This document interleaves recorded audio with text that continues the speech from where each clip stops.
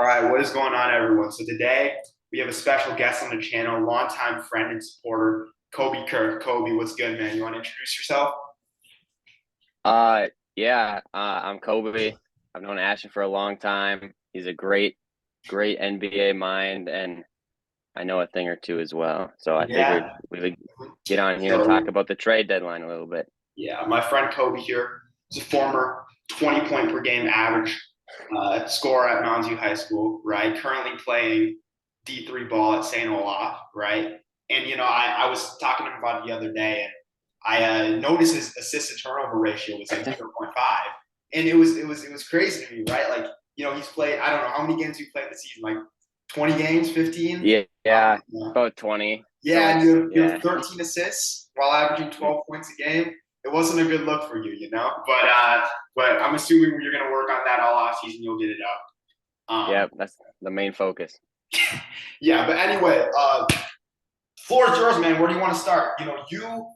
As a bandwagon fan, as a guy who has a lot of different allegiances around the league, basically every trade this deadline really impacted one of your teams. So like, where do you want to start? You have so many places you could go. I know you're a big Suns fan, Lakers fan. They were both involved. Timberwolves fan. They were involved. Kevin Durant, notorious hater. Where do you want to go? Uh, I mean, Kevin Durant was the biggest trade for me. I I don't know if you want to start with it right off the bat, but I think that's we can the start with it right off the bat, man. Kevin Durant trade. So I really want to hear your thoughts. So however long you need to get it out, what you're thinking. You want to talk about your favorite player getting traded for your least favorite player. Let's get it all out right here. How you feeling? Yeah, probably before we start talking about anything statistical, I should probably just let people know that Mikal Bridges is indeed my favorite NBA player, and Kevin Durant is most certainly my least favorite. So I was a little upset when I heard the news as a Suns fan because I like Booker and Chris Paul as well. But I can't I can't get on here and lie and say that the Suns didn't get better from this trade. I respect that. Yeah, I respect that. There's no doubt that you look at the trade package, right? And I think most people's initial reaction was, wow, like that was all it took, right? Because usually when you're looking at a guy like Kevin Durant, you're in return, you want like a young star with a lot of picks along with it, right? You want to look at, I think the perfect example, Clippers, Thunder, 2019 offseason, right? You trade Paul George, who is a significantly worse player than Kevin Durant, for Shea, which is kind of like that young star. Maybe people didn't know it yet, but I think a lot of people saw the vision. Danilo Gallinari, and then literally like 10 picks, pick swaps, whatever, right? So the Brooklyn Nets were not able to do that here, but they got a really decent return, right? Maybe Mikal Bridges is a future star in your eyes. I don't know. Um, and yeah, so do you think looking right now at the Suns, do you think that this move made them the favorites in the whole NBA? Um, I mean, the NBA is so up for grabs right now. Uh, I think it honestly might have made them the favorites in the West. I'm still a big Celtics believer, Nervous. assuming Jaylen Brown is fine.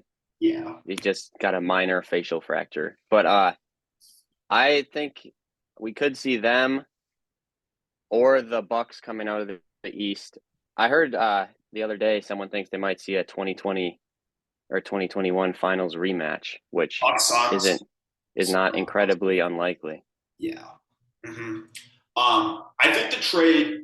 I mean, maybe you could say the Kyrie Irving trade already did this, but the East, what once felt like a super competitive East, like just the the Nets not being there anymore, it makes it feel like kind of a 2 to 3 horse race, depending on how you feel about the Sixers. Um, but it really should be the Celtics or Bucks coming out of the East. Out West, on paper, the Suns should, definitely have the best team. You're looking at a starting five of CP3, Booker, Durant, Ayton, and then I don't know what they're going to put at the three. I don't know if it's going to be TJ Warren or Torrey Craig. It looks like ever since Bubba Warren and ever since his like 2 year injury, he's just never been the same. But I don't know. He wasn't in the trade for a reason, so like he could be a big piece for them. But yeah, their bench is definitely rough right now. Like if you had, I watch a lot of ball. If you had to ask me like who I could name on their bench, um, you have Damian Lee, right? Whoever's not starting between Torrey Craig and TJ Warren. Uh, Yep. they just traded for Darius Baisley. I don't know if you saw that, but they Yep. traded Sarge for Baisley, right? So, like, in honestly, Damian Lee wasn't even part of the Warriors championship rotation. So you're almost more or less going to be relying on a bench of 3 to 4 dudes who wouldn't even make the rotation for other teams, other contending teams, which is risky. But starting five wise is very very good. Did you see the report that Durant asked for a trade specifically to the Suns from Brian Windhorst that came out today? Yeah, I did. After also seeing that he said it was the place he wanted to be like a day or two earlier, but Yeah, you never know with that guy. And I I don't. really did never do right. Yeah, I mean with Kyrie out already, it's I think it makes sense for the Nets. They could have got a little more or waited till the off season, I think, but they got Bridges back and a bunch of picks, and they're obviously rebuilding now. The trio didn't work out, so Yeah, that trade uh, was really a big disappointment. I mean, for sure. yeah. Do you think if they were healthy in 2021, they would have won the championship? It would have been close, but that I don't know if Giannis was being stopped in uh that series. But I don't know. KD did play out of his mind that series. He just happened to step on the line. Exactly. That was in my opinion, and part of it is because I really enjoyed rooting on the Nets downfall. That was like the most fun series to me of the last two playoffs, personally. I think, it was so many close games and battle between, at that time, probably the two best players in the world. So it was a really good series.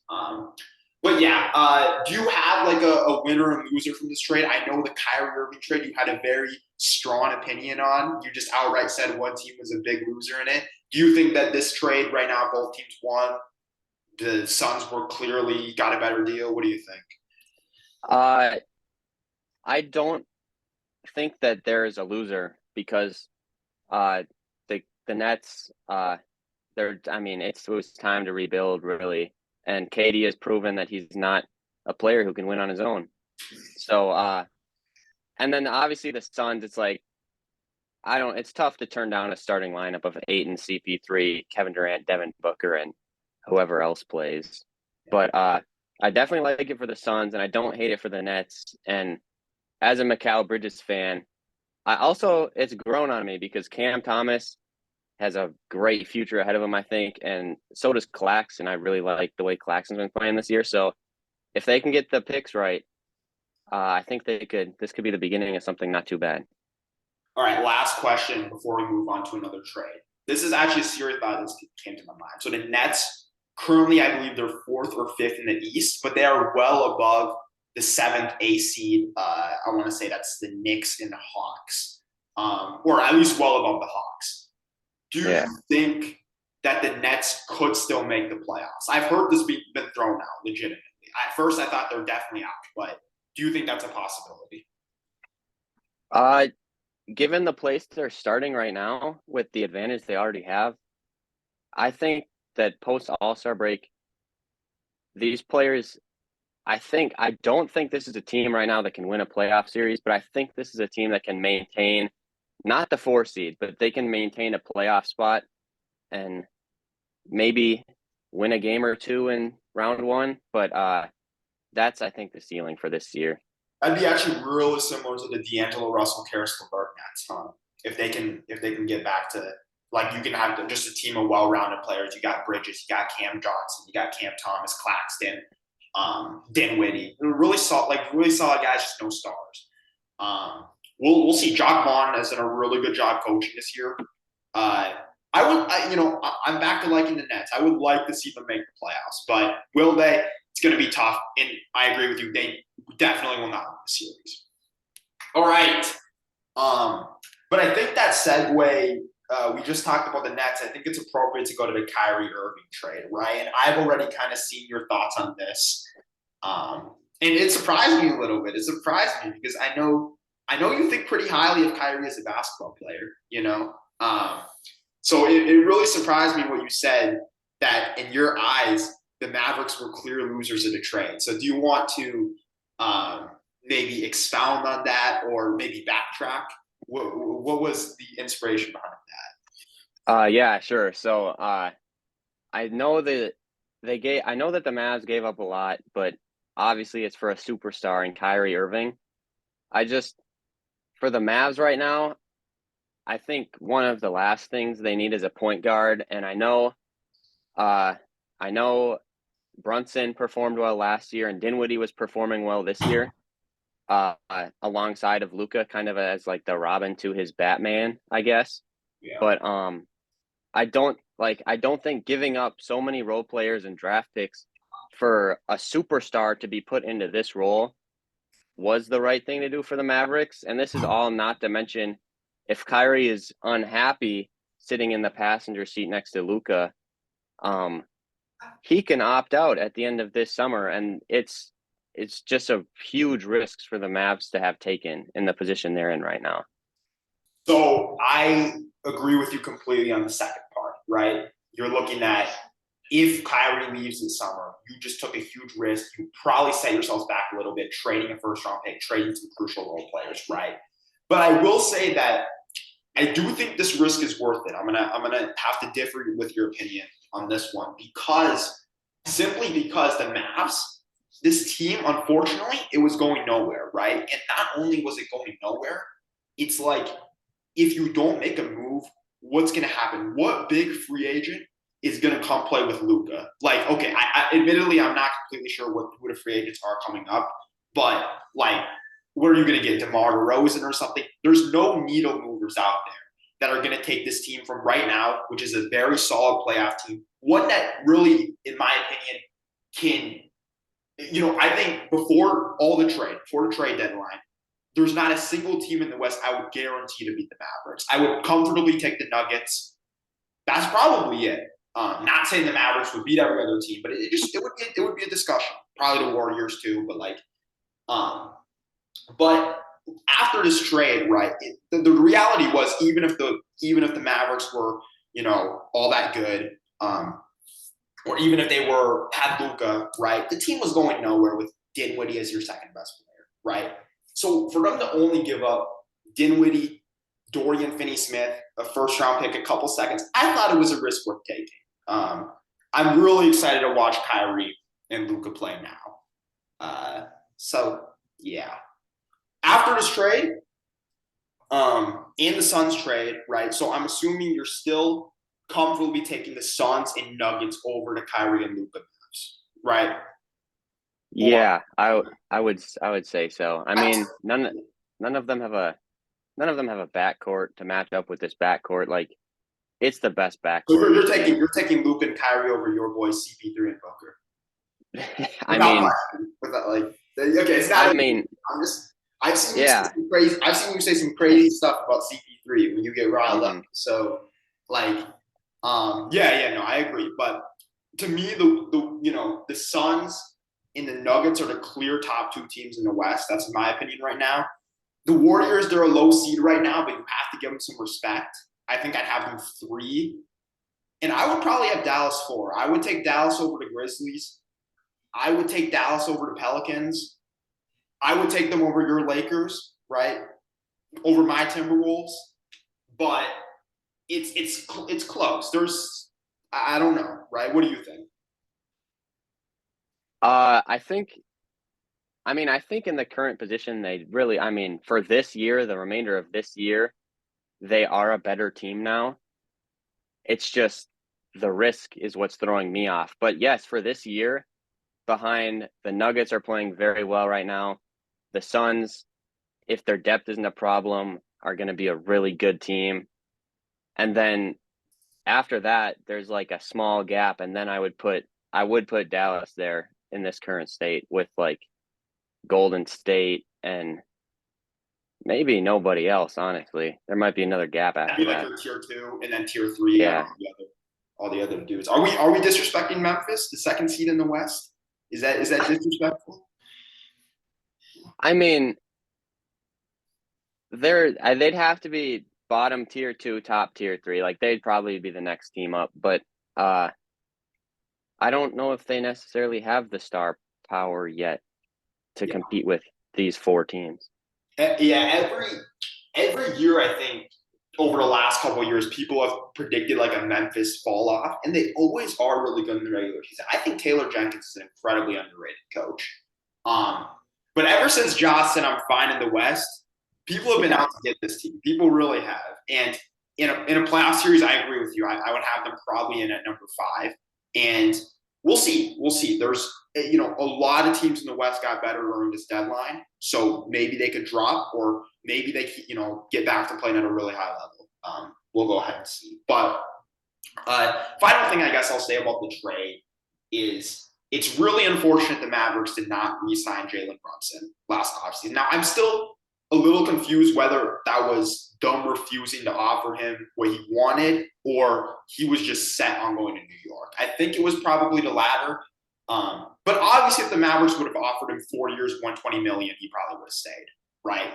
But that would have been called like an egregious overpay at the time by most people, right? I've been on the Jalen Brunson train since day one, so I don't feel that way, but yeah. All right. So those were probably the two biggest trades. I think there's a clear third one that stands out, and that's a trade involving two of your three favorite teams, right? My favorite team as well.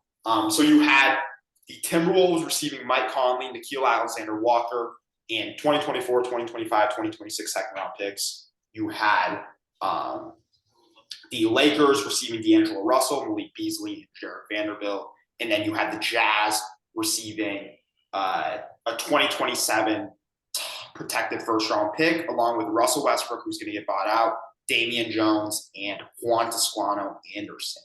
So take the floor, man. Lakers fan, Timberwolves fan. How do you feel about this for your two teams?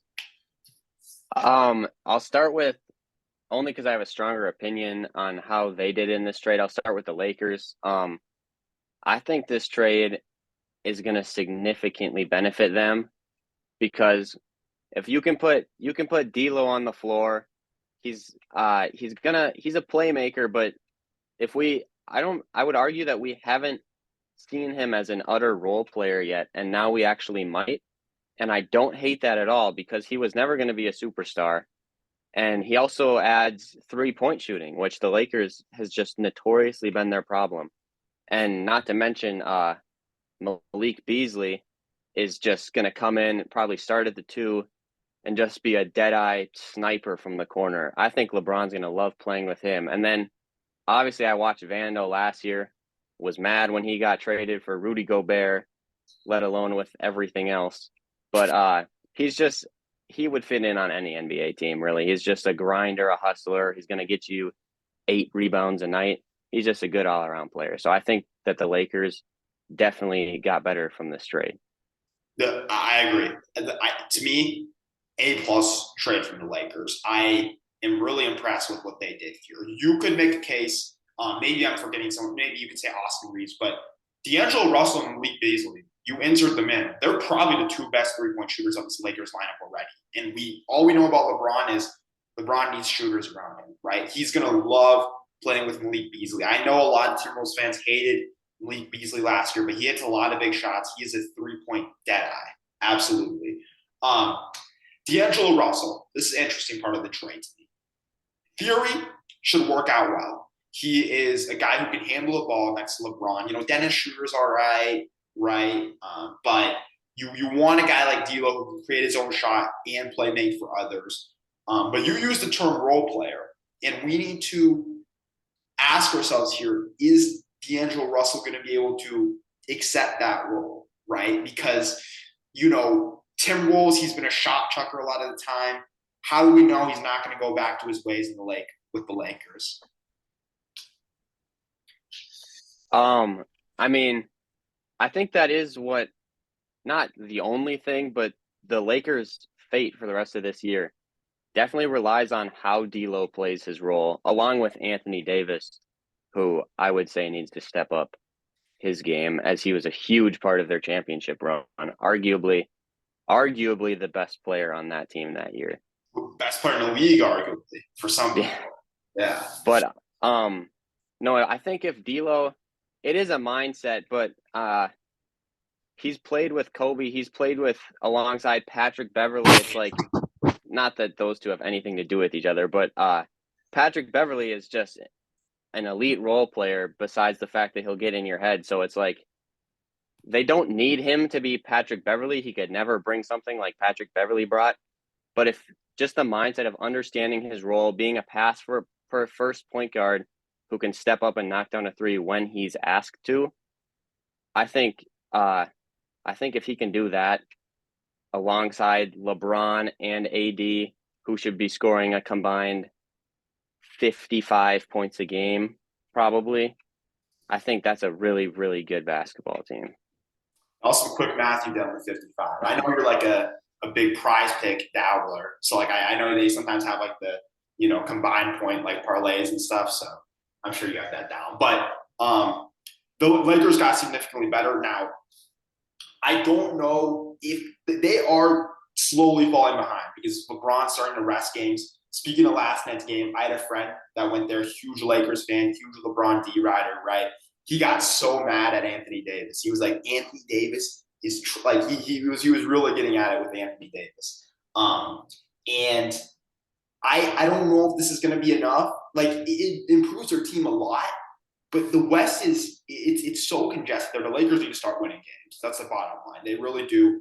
As big of a LeBron guy as I am, and as big of a LeBron hater as you are, we can find this common ground where we can admit, right, that at this point, like even at age 38, there isn't a lot of excuses on paper. This team, you're running D'Lo, Beasley, LeBron, Anthony Davis, Mo Bamba, they just traded for him, right? Schroeder, Austin Reeves, Jeremy. Yeah, you're running out. You're starting to run out a pretty dang good lineup, right? Like you compare this to the Timberwolves last season.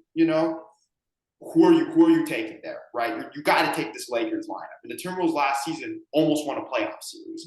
So the Lakers, not a lot of excuses left for this team. It's kind of put up or shut up time for all of them: LeBron, AD, Darvin Ham.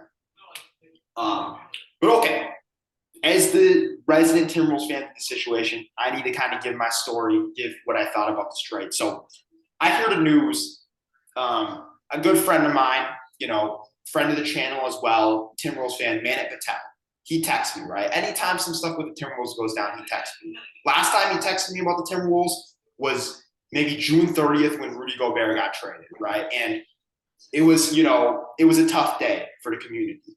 But like the Rudy Gobert trade, I first hear about the news and I'm like, what is wrong with Tim Connolly? I immediately go, what the heck are we doing? And part of this one was that the Rudy Gobert trade was when it was reported, they got all the details correct. This one, they basically just said Mike Conley in a second round pick. So that was part of why I disliked the trade immediately. But another of it was just the idea of giving up D'Lo, no matter how much I hate him, a 26-year-old starter on this team, averaging 18 points a game, 7 assists. He's helped shift the culture around here, at least in terms of winning, right? For an aging Mike Conley who's barely averaging double-digit points a game now, right? And prime Mike Conley is actually one of my favorite players in the league. I'm a big fan of his, right? I really like those great Brian Grizzlies, but let's face it, right? He's old, he's aging, he's not the same player he once was. But with that being said, you look at the total package of trade, getting Conley, getting Nickeil Alexander-Walker, who's still, despite being, I don't know, he's 23 now, hasn't really shown a ton in the league, but he's still a promising young player. You get 3 second-round picks. It's a nice little throw-in, right? The main thing about the trade is I think D'Lo, there was a good chance he wasn't re-signing this offseason. So you want to get him trade. You want to get something for him rather than nothing, right? And you get Conley, who is an immediate plug-and-play, is a better fit for this team, right? He's a better lob passer for Rudy. He has way better chemistry with Rudy, right? He is, in my opinion, just a more consistent player, a better defender, right? He's going to help bring some leadership to this team that guys like Anthony Edwards, guys like Jaden McDaniels, they need. So hopefully trade works out well for the Wolves, but we'll see. Once again, I with the Rudy trade, I kind of went back on my first instinct. I never said that I loved it, but I said, you know what, the Timberwolves they're gonna make a conference finals, right? I bought into the hype a little bit. I don't want to make that mistake again, but I think it's a solid B type of trade for the Wolves. And yeah, did you see the reports about D'Lo and Gobert? How like D'Lo was like very anti Gobert. I did. That's part of why the trade got better in my eyes. I mean, as much as I also do not like having Rudy Gobert on the Timberwolves, it's just like that's the type of thing that ruins the locker room. And ultimately, if Rudy plays well, we are going to be better than we were last year. And that not only D'Lo tearing him down, but the fact that Mike Conley's going to come in and just immediately, I think he's going to make Rudy a better player, the type of way that Chris Paul was able to do with DeAndre Ayton, I would say. Yeah, that's a really good comparison by you. I have to say that's a rare W for sure. But okay. As for the Jazz, I don't have a ton to say there. They did trade a lot of players for just one pick, but that 2027 pick could be a really good pick based off the Lakers' trajectory. So don't have a ton to say there, but that was probably a solid move. And for the Timberwolves, once again, the goal this season has to be winning one playoff series. Otherwise, you look at the trade. I know it's just a short term, but you look at the trade as a total failure, right? Now, the West, it's so clogged up. We have no idea what playoff matchups are, but just assuming, right, the Nuggets will probably be the 1 seed. The Grizzlies will probably be the 2 seed. They both have big edges, right? You're looking at maybe the Suns, maybe the Mavs falling into 3 and 4, right? The Timberwolves, if they're 5, 6, 7, or 8, they're going to have to go up against one of those teams. Can they beat the Mavericks? I think so. Can they beat the Grizzlies? I think so. If I was picking those series, I would probably pick both those teams as of right now. But can they? Yes. The other 2 teams, I don't think they can beat. I don't think they can beat the Suns. I don't think they can beat the Nuggets. So we'll see how this plays out. I try to be optimistic, but everything this deadline just makes the Rudy Gobert trade look worse, right? Like the Suns package for Kevin Durant, it was obviously better than what the Jazz got for Rudy Gobert, right? I mean, Mikal Bridges and Cam Thomas you could argue, were better than anyone the Timberwolves traded, but it's still a fact that those trades were even like somewhat comparable. Rudy Gobert, like maybe a top 40 player in the league. Kevin Durant, like undisputed top 5, top 7 player in the league. It's a shame. But all right, so those were kind of 3 major trades. There was a lot of other small moves throughout that, could end up having a pretty big impact. We just saw the Gary Payton trade get postponed or at risk due to the physical. So that was kind of a big move that might not be around anymore. But were there any other trades that caught your eye that you want to talk about? I think this year we kind of saw like 2 or 3 times like this trend that I've never seen before, of teams throwing 5 second-round picks in for a player like Jay Crowder, or I forget who the other one was, but they were not players who I would be willing to. Who was it? Josh Richardson got traded.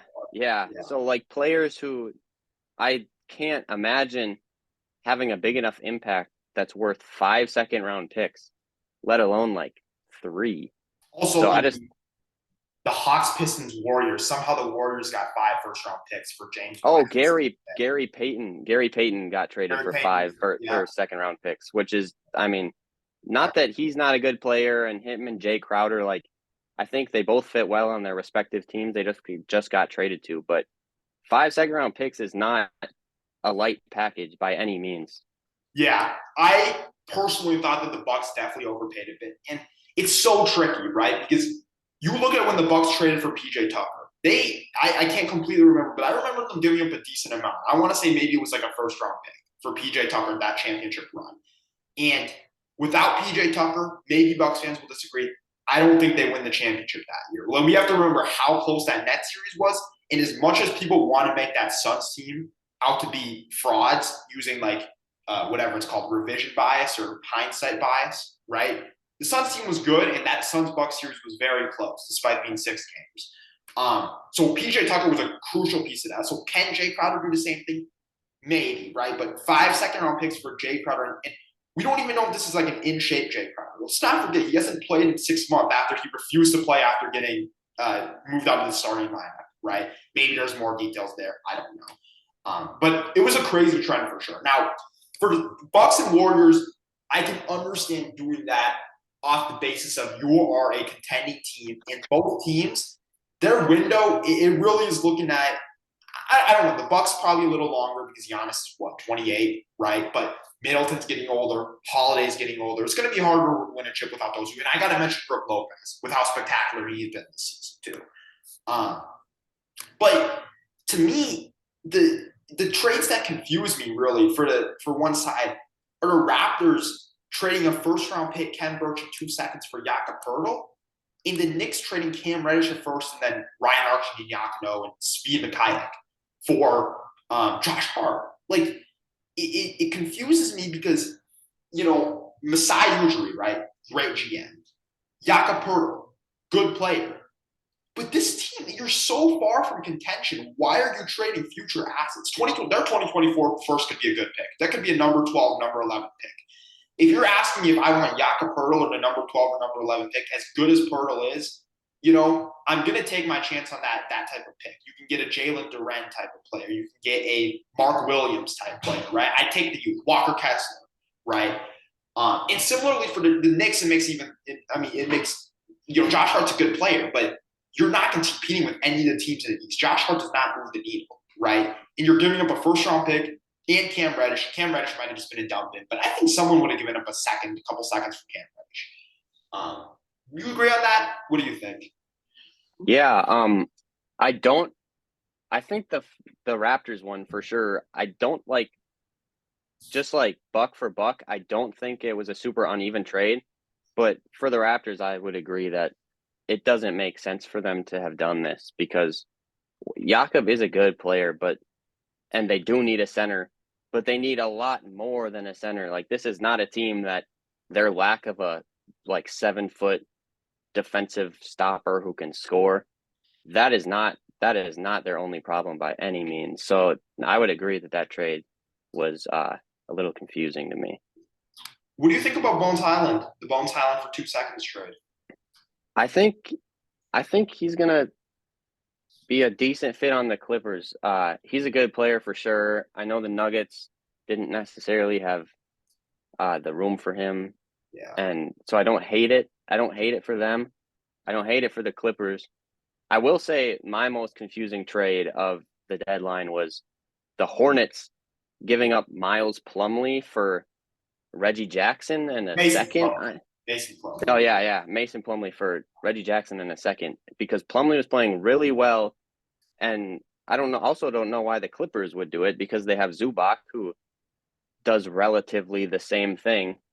Yeah. And now I'm pretty sure the Clippers are going to buy out Reggie Jackson because they have Terry Rozier and LaMelo Ball in their starting lineup. So I don't think for either sides that trade was beneficial or necessary at all.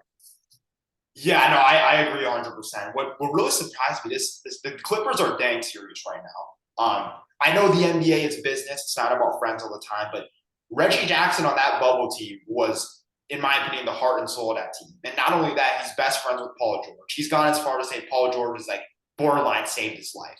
John Wall, similarly, really good friends with Kawhi Leonard, Paul George, right? Both of them out of there. It's funny that John Wall got traded to Houston after all this on that podcast about him. That was really funny. But those, the Clippers are I know we talk about that Nets team being a failure, right? But the Clippers, they're running out of time too. And they, as of right now, I forgot to mention them about the West earlier too. They're probably in that Warriors Mavs tier for me. But I don't know, man. This team, it just isn't it doesn't feel there. People call them the deepest team in the league, but I'm definitely not taking them over the Suns or Nuggets in the playoff series personally. So we'll see. That trade could be even a bigger failure than the Nets one if it doesn't work out. Because you traded Shai Gilgeous-Alexander, who someday could end up as an All-NBA first-team player. So we'll see what happens there.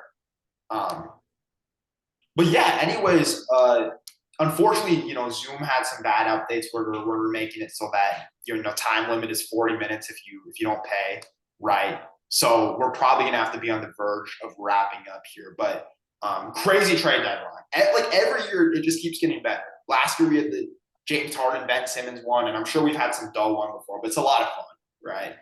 Um, so your finals pick, Celtics, Suns.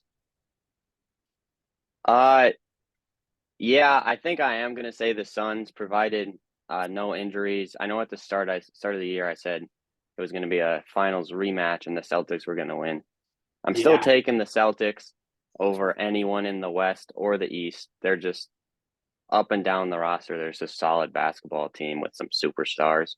But because I'm biased, because I'm a Suns fan, because I'm finally already. well, because I'll come on here and say that KD is I said it was a good trade and he is a good player and they did get better. And I think I think they have what's necessary to make the finals and maybe give the Celtics a run. We'll see. Yeah. Great picks.